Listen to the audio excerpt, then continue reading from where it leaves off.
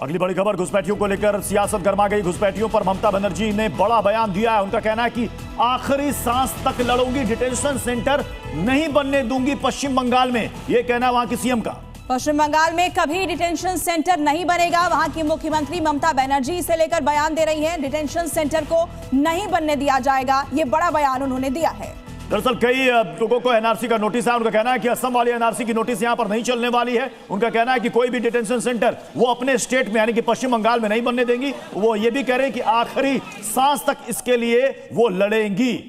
एक तरफ उत्तर प्रदेश में योगी सरकार ने कहा है कि जितने भी घुसपैठियों के खिलाफ कड़ा एक्शन लिया जा रहा है, डिटेंशन सेंटर बनाने के निर्देश दिए गए हैं। तो दूसरी तरफ पश्चिम बंगाल में देखिए ममता बनर्जी ने कहा है कि कोई भी डिटेंशन सेंटर यहां पर नहीं बनेगा। उनका बयान क्या देखिए, मैं बंगाल में कोई डिटेंशन कैंप नहीं बनने दूंगी, सीधे सीधे केंद्र सरकार को चैलेंज। उनका कहना है कि स्टेट में, अपने स्टेट में यानी कि पश्चिम बंगाल में नहीं बनने देंगी, अपनी आखिरी सांस तक डिटेंशन कैंप यहां पर नहीं बनने दूंगी। घुसपैठियों को लेकर उनका यह कहना है असम एनआरसी के नोटिस बंगाल के लोगों को ना भेजे जाएं, यह कह रही है ममता बनर्जी। ये कह रहे हैं कि असम नहीं है, यह पश्चिम बंगाल है। सामान्य तौर पर एसआईआर की प्रक्रिया 2 साल में पूरी होती है, लेकिन अब उस 2 साल की पूरी प्रक्रिया को यहां पर सिर्फ 2 महीने में पूरा करने की कोशिश की जा रही है, यह कहना है ममता बनर्जी का।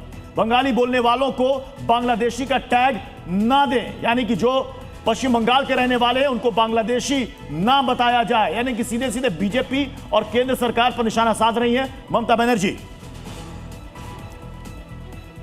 तो बड़ी खबर इस वक्त की हम लगातार आपको बता रहे हैं किस तरीके से ममता बनर्जी ने बयान दिया है। घुसपैठियों को लेकर आर पार की लड़ाई यहां पर छिड़ती हुई दिख रही है।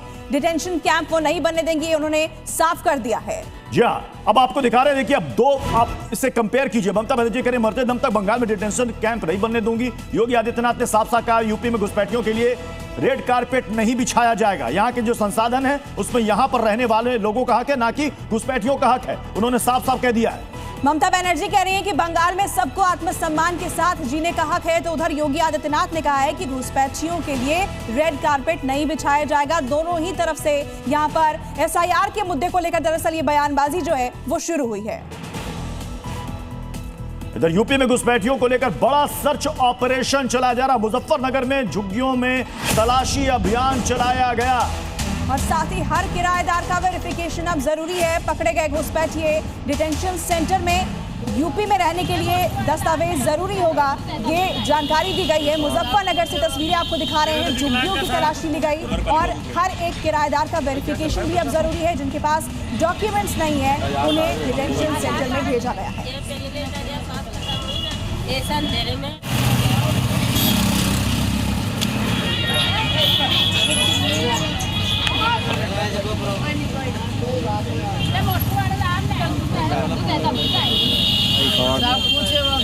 मेरे तो विकलांग का सारा कुछ नगर पालिका को खेल भाई क्या कर रहा है प्रशासन। योगी आदित्यनाथ के ऑर्डर के बाद घुसपैठियों को राज्य से चुन चुनकर बाहर निकालने के लिए सर्च ऑपरेशन यहां पर चलाया जा रहा है। मुजफ्फरनगर में सड़क के किनारे झुग्गी झोपड़ियों में रह रहे बाहरी लोगों के खिलाफ पुलिस यहां पर सर्च ऑपरेशन चला रही है कि जिनके पास डॉक्यूमेंट है, किनके पास नहीं है।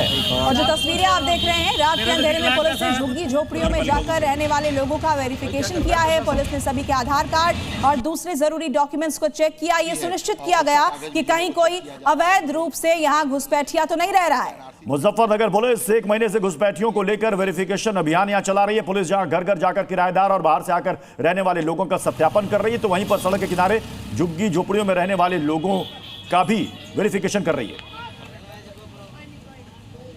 पूरे जनपद में ये मुहिम चल रही है, जिसके तहत हम लोग बाहर से आए हुए ऐसे कहीं से पलायन करे हुए या फिर कोई ऐसे घुसपैठिए जो कहीं और देश के हो सकते हैं, जो कि अपनी आइडेंटिटी बदल के रह रहे हों, या फिर हो सकता है कुछ ऐसे लोग हों जो कि कहीं और अवैध गतिविधियां करते हों और यहाँ पे शरण ले रहे हों। तो उस सभी के से संबंध रखते हुए ये अभियान चलाया जा रहा है और ये मुहिम आगे भी ऐसे ही जारी रहेगी। इसी के क्रम में रोज चेकिंग की जा रही है।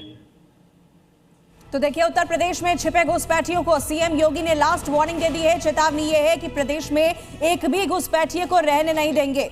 इसके लिए सीएम योगी आदित्यनाथ ने सभी निकायों को लिस्ट तैयार करने का ऑर्डर दे दिया है। सीएम योगी ने एक पोस्ट में लिखा है कि घुसपैठियों के लिए कालीन नहीं बिछाई जा सकती, संसाधनों पर घुसपैठियों का नहीं बल्कि लोगों का हक है, उनका अधिकार है। और देखिए, रोहिंग्या, बांग्लादेशी और घुसपैठियों के खिलाफ सख्त कार्रवाई हो, घर या कारोबार में नौकरी देने से पहले उसका सत्यापन भी किया जाए, ये भी योगी आदित्यनाथ ने साफ कर दिया है। अनैतिक रूप से, अवैध रूप से घुसपैठिए के रूप में लोग रह रहे हैं, उनको नाम भी डिलीट कराएंगे, उनको डिटेंशन सेंटर भी भेजेंगे और जो भी वैधानिक कार्रवाई बनती वो भी होगी। समाजवादी पार्टी बिहार में आरजेडी की हार से डरी हुई है और उत्तर प्रदेश के समाजवादी पार्टी के शासनकाल को, जंगल राज को अभी भी लोग नहीं भूले हैं। समाजवादी पार्टी की प्रदेश में दाल गलने वाली नहीं है। समाजवादी पार्टी बुरी तरह से 27 में पराजय का सामना करेगी। इधर रोहिंग्या और बांग्लादेशी घुसपैठियों के पकड़े जाने के बाद सबसे बड़ा सवाल यह खड़ा होता है कि इन्हें रखा कहां जाएगा। योगी सरकार ने इसकी भी व्यवस्था कर ली है। इन घुसपैठियों को रखने के लिए डिटेंशन सेंटर का मॉडल भी आ चुका है। सभी निकायों में बनने वाले डिटेंशन सेंटर में हर घुसपैठियों को रखकर यहां डिपोर्ट किया जाएगा। यहां से इसकी तैयारी भी कर ली गई है।